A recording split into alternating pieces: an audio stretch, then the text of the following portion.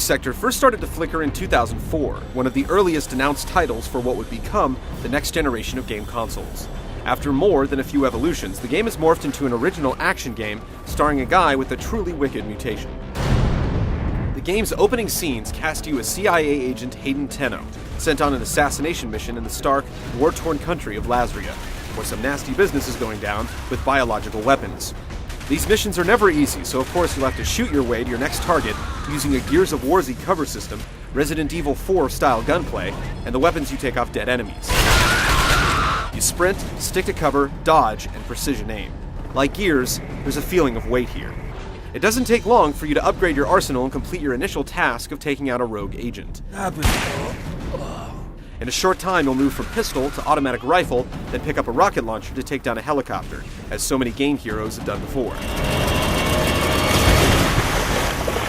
Enemies in general can definitely soak up some punishment, but you'll know you can let up on the trigger if you hear the gooey crunch of a headshot.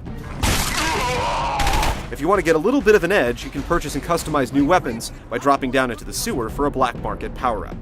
Once your first mission is complete, you're ambushed by a mysterious figure and stuck with a nasty infection.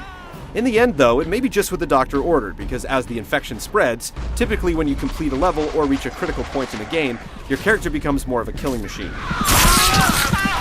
With a country full of angry biomutants, a little extra of anything comes in handy. Other than a pretty burly-looking right arm, the biggest effect is a bladed disc called the glaive that spontaneously grows out of Hayden's hand. So it's not just a weapon, it's actually a part of you that lets you perform brutal close-up finishing moves and attacks from a distance. The first ability you gain lets you execute a power throw, sending that nasty bladed part of you off to cut off a vital part of your enemy. It's not quite an even trade though, as you always get your part back. You'll guide the glaive in flight using the analog stick, or 6-axis tilt controls in the PS3 version. In addition to severing limbs, the glaive can also temporarily absorb electricity, fire, or cold. The obvious application is to do nasty things to your enemies, but you'll also come across a few environmental puzzles that have you burning through barriers or getting electricity where it needs to go to open locks. This isn't Zelda, the focus is definitely on combat, but there is a little more to Dark Sector than shooting and slashing. Dark Sector also features a multiplayer component. One mode lets one player per squad wield the power of a Hayden-style super mutant, while another has everyone teaming up against a randomly selected super mutant. Kill the mutant, and the powers are yours. At least until somebody kills you.